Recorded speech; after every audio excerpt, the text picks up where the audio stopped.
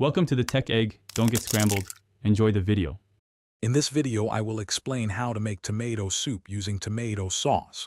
First, ensure you have your main ingredients: a 28-ounce can of plain tomato sauce, 2 cups of vegetable or chicken broth, and about 1/2 cup of heavy cream or milk.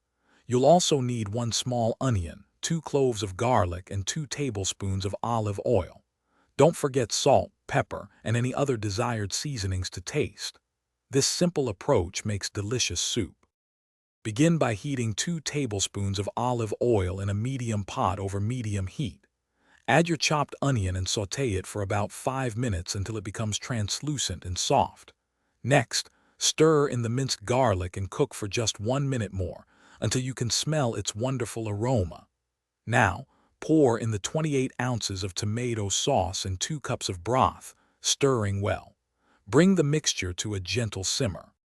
Let your soup simmer gently for about 15 minutes, allowing all the flavors to fully combine and deepen.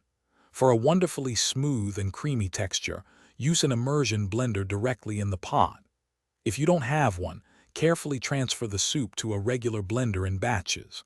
Finally, stir in your 1/2 cup of heavy cream or milk and taste. Adjust salt, pepper, or other spices to your preference. Your delicious homemade tomato soup is now ready to enjoy. Serve it hot, perhaps garnished with some fresh basil, a sprinkle of croutons, or alongside a classic grilled cheese sandwich. This soup is perfect for a comforting meal. Any leftovers can be stored in an airtight container in the refrigerator for up to 3 days.